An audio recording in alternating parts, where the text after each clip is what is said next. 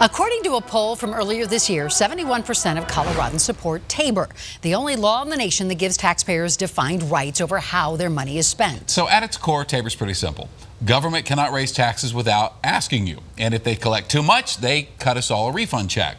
But lawmakers have long bristled at TABOR's limitations. And that's how we got to Prop CC, an initiative you get to vote on in November that, if passed, would change the way TABOR works. Yeah, tonight, Denver 7's Russell Haythorne is going 360, defining how Prop CC affects you and me, and looking at whether it's a boon or bust for Colorado. Before we get to Prop CC, here's a quick civics lesson on how TABOR works. It does two things. First, TABOR doesn't allow lawmakers to raise taxes on anything without voter approval. Colorado can't raise your property taxes, sales taxes, or income taxes unless you vote on it. And second, if the state takes in too much tax revenue, you get a refund. Every year, TABOR sets a revenue cap based on this formula: population growth plus inflation, which is about 4 to 6% a year. So if the state collects more than 6%, that money is supposed to come back to you and me. And it's that second part Prop CC would reverse.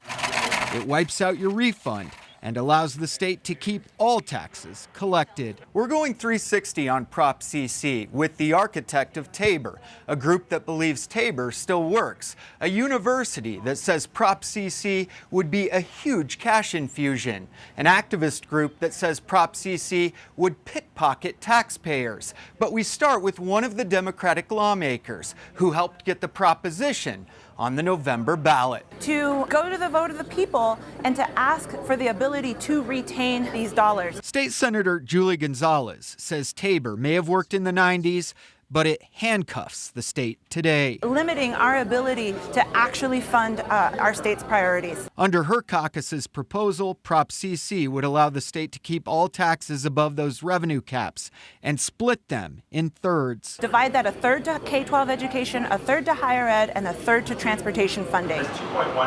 But Michael Fields with Colorado Rising Action says that's a lie. He says Prop CC is too vague and would allow lawmakers to put the money in a pot and divide it however they see fit. It can't go to teacher pay. It is not allowed to go to teacher pay. It can't go to bonding for roads because we don't know how much money that's going to be. And he points out it already has some major opposition. The two biggest newspapers in our state, the Colorado Springs Gazette and the Denver Post, both said to vote no on this. The Post called Prop CC fatally flawed, and the Gazette said TABOR keeps the government in check. On the flip side, CSU's Board of Governors has come out in support of Prop CC. Our mission is to serve students, and we know that we'll be able to put this money to work. Henry Sobene is the COO of the CSU system. He says the money could improve buildings and offset tuition increases. He also wants to make clear he supports Prop CC personally. Using existing taxes to pay for the needs of the state is what 49 other states do, and we're asking the voters following TABOR rules to do this. No. But Jesse Mallory with Americans for Prosperity argues Prop CC is misleading,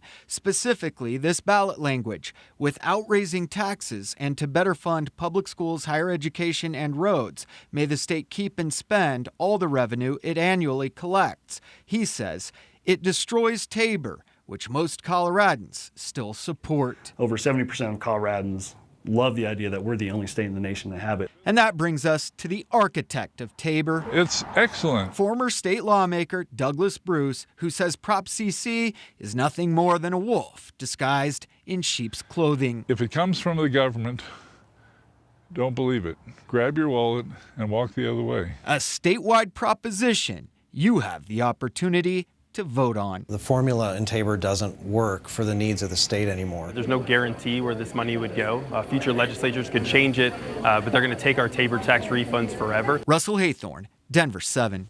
Now it's your turn. Let us know what you think about this. 360 at thedenverchannel.com's email, or leave us a message on social media.